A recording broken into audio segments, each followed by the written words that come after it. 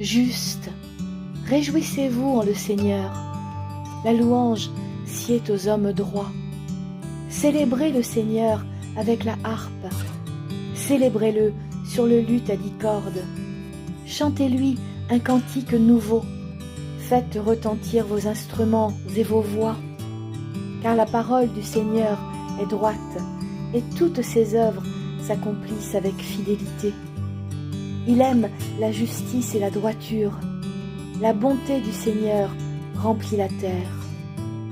Les cieux ont été faits par la parole du Seigneur, et toute leur armée par le souffle de sa bouche. Il amoncelle en un tas les eaux de la mer. Il met dans des réservoirs les abîmes.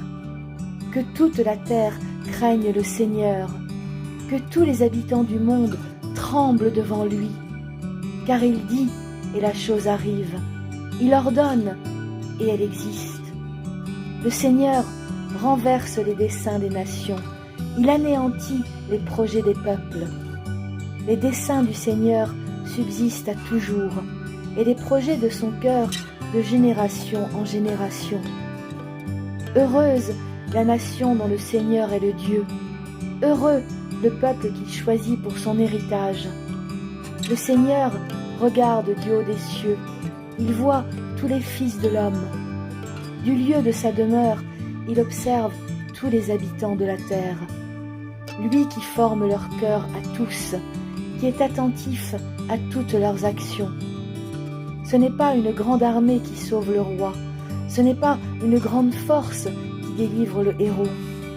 Le cheval est impuissant pour assurer le salut, et toute sa vigueur ne donne pas la délivrance. Voici, l'œil du Seigneur est sur ceux qui le craignent, sur ceux qui espèrent en sa bonté, afin d'arracher leur âme à la mort et de les faire vivre au milieu de la famine. Notre âme espère en le Seigneur. Il est notre secours et notre bouclier, car notre cœur met en lui sa joie, car nous avons confiance en son saint nom. Seigneur, que ta grâce soit sur nous, comme nous espérons en toi. Alléluia.